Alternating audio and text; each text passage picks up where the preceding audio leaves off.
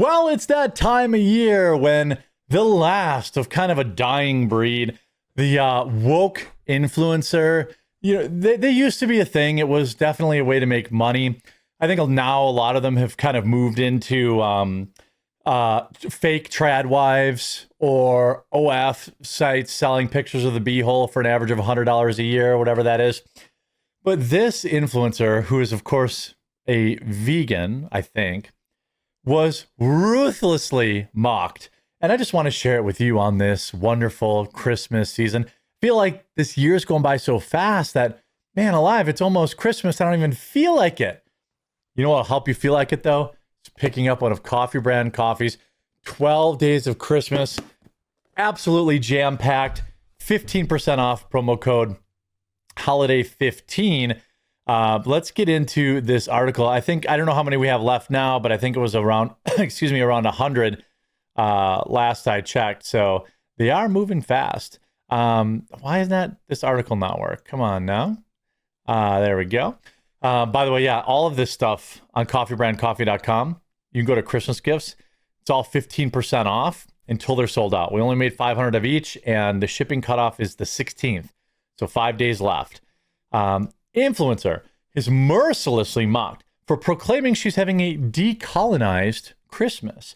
An influencer has been mocked and criticized after declaring she will be celebrating a decolonized Christmas this year. The California-based food content creator, Elise, who goes by gluten-free GF, girlfriend, I guess, and gluten-free Lise on social media, has sparked some online discourse with a video of herself making holiday cookies using indigenous ingredients. Is the cell phone an indigenous ingredient? Is the smartphone an indigenous ingredient? I don't really know. She shared this video on TikTok, so I want to bring it up if I can. Holy shamoles. Oh, no. Did she already get laughed off the internet? Oh, no. Phew. Okay, here we go. Now, these videos are getting wildly viewed.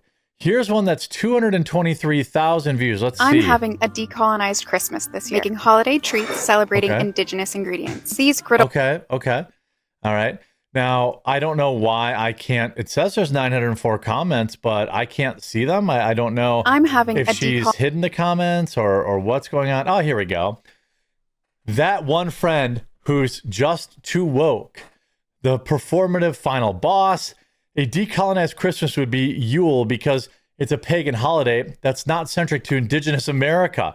Fighting pretend issues. We have a large, obese SJW. You can also celebrate indigenous culture by going outside and touching grass. Look at you, all stupid and ish.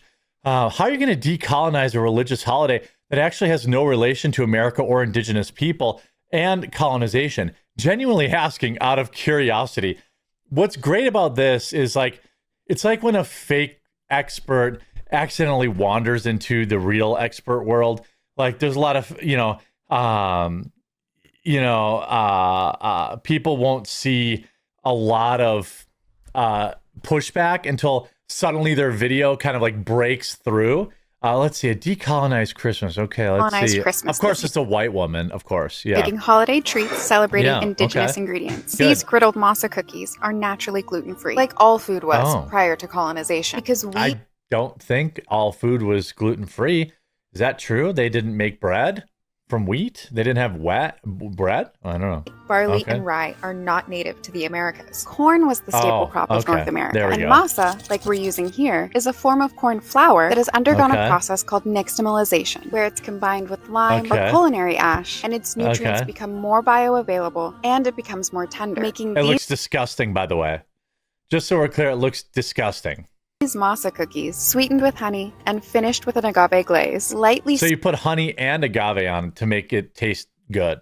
All right. Sweet and perfectly tender. In other words, a perfect Christmas cookie. Because I'm having a decolonized Christmas this year, making holiday treats celebrating indigenous ingredients. These griddle. So I wonder if she's had more decolonized.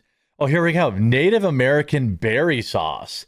Okay, well, let's see your Native American On today's episode of Indigenous Eats, we're talking wajapi sauce. Integral. Okay, she's also not Native American. So essentially, she's a culture vulture who is pretending to be woke, and the world is like roasting her.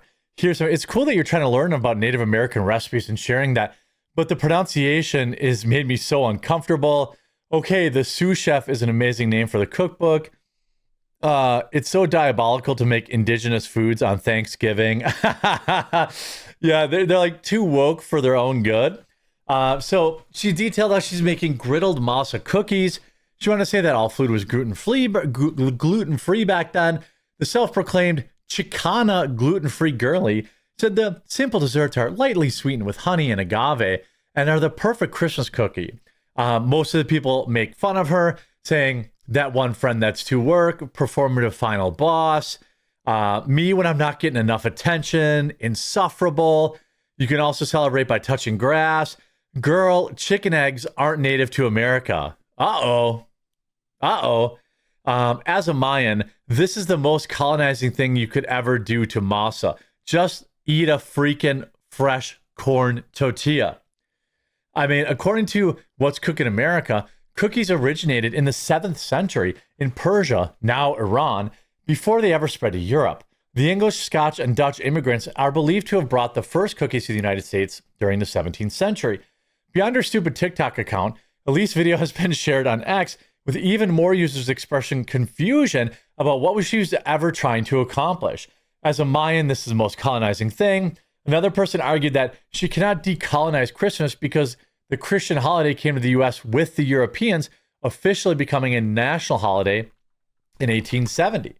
And she's still celebrating Christmas. I see a contradiction there, someone noted.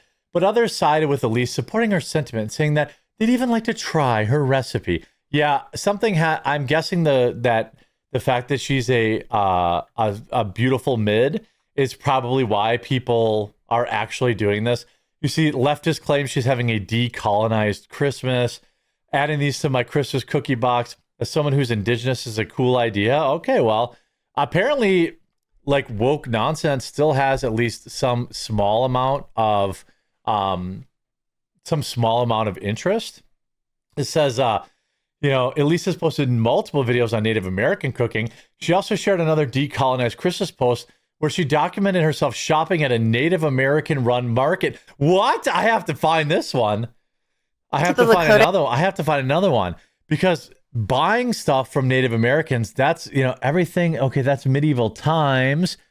Boy, this seems like this person, they're on one here. I'm trying to find the shopping video. Indigenous Eats. Wow, a pumpkin. Who would ever think of that? Paying $20 for a piece of for a vegetable that's 18 cents the rest of the year. Let's see. Oh, I'm not going to see her shopping at an indigenous Native American restaurant. What? How am I going to survive this? I don't even understand. We have to decolonize our diet. Okay, well, that's good. That's good. Let's see here. She's obviously found a niche. Here we go. I'm decolonizing my Christmas this year, in part by shopping Native-owned businesses for gifts. So come with me. Why is that decolonizing? Giving them money?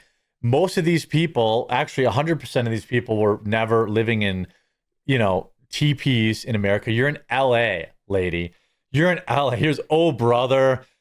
People just making fun of her nonstop. Okay. The native market hosted by my local tribe. The Gabrielino band local tribe. What local tribe in LA is there? Is that a thing? Is there a local Los Angeles tribe that I'm unfamiliar with? Like, I'm genuinely asking. I don't know, like, what's going on here. It's much like my face on the screen. Nobody really knows. I'm not. What? There's a what? Indians held a market this weekend with over 30 indigenous vendors. From artwork to wild rice and everything in between, there was something for everyone. And so you bought a bunch of crap from people who sell crap, and then now suddenly you want everyone to pat you on the back and say that you defeated racism, and by the way, just so we're clear, the Native Americans didn't have their land stolen; they got conquered. All sorts of groups of people throughout history have been conquered and reconquered.